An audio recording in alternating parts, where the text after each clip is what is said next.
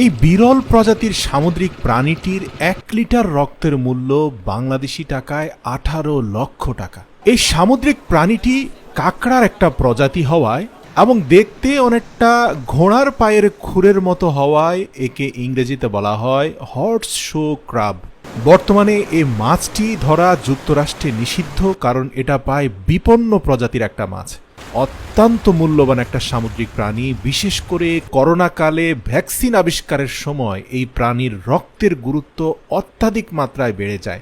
মূলত যে কোনো ভ্যাকসিনের স্টেরিলিটি টেস্ট করার জন্য এই হর্সশু ক্রাবের ব্লাড খুবই গুরুত্বপূর্ণ।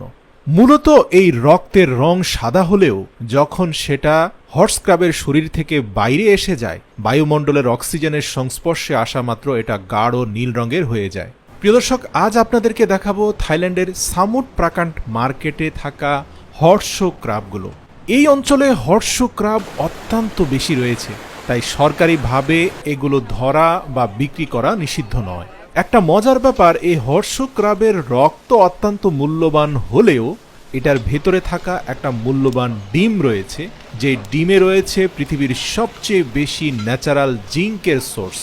হর্সশু ক্রাবগুলোর ভেতর থেকে রক্ত বের করার পরে এগুলো সরাসরি পাঠিয়ে দেওয়া হয় লোকাল সি ফুড স্ট্রিটে, যেখানে আপনি মোটামুটি তুলনামূলক সুলভ মূল্যে এই মাছগুলো কিনে বারবিকিউ করে খেতে পারবেন।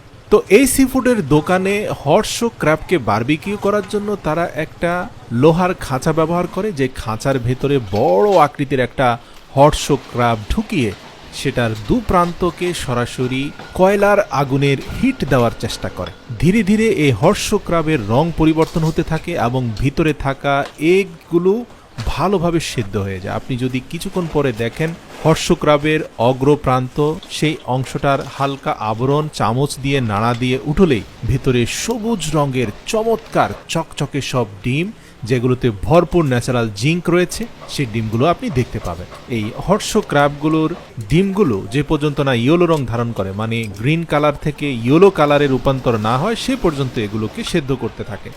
বলে রাখি, এই ডিমগুলো কিছুটা মিষ্ট স্বাদের, একটা সামুদ্রিক নোনতা ভাব আছে, আর এগুলো খাওয়ার পরে আপনি শারীরিকভাবে অত্যন্ত রিল্যাক্সড ফিল করবেন, কারণ এই খাবারটা ন্যাচারালি মানুষের দুশ্চিন্তা পেরেশানি দূর করে। তো থাইল্যান্ডের লোকাল স্ট্রিটগুলোতে যদি আপনি এটা খেতে চান, তাহলে আপনি মোটামুটি সুলভ মূল্যে পেয়ে যাবেন। সিদ্ধ করা ডিমগুলোকে খুব ভালো করে চামচ দিয়ে কেটে একটা নির্দিষ্ট জায়গায় জড়ো করা হয়। যে কেউ চাইলে এগুলোকে সরাসরি চামচ কেটে উপভোগ করতে পারে, অথবা থাই সালাদের সাথে উপভোগ করতে পারেন। আপনারা জানেন যে থাই সালাদের মধ্যে এখানে ইয়েলো ক্যারট রয়েছে, অনিয়ন রয়েছে, সাথে পুদিনা পাতাও দিয়ে থাকে। তো এই সবগুলো উপাদান আপনি ডিমের সাথে মিশিয়ে তাদের কোলেসো বা মিক্সড সালাদটাকে মিশিয়ে আপনি চামচ দিয়ে এই হর্সশু ক্র্যাবের ডিম উপভোগ করতে পারেন। প্রিয় দর্শক, এই ভিডিওতে অজানা কিছু জেনে থাকলে অবশ্যই শেয়ার করে আপনার প্রিয়জনদেরকে জানার সুযোগ করে দেবেন।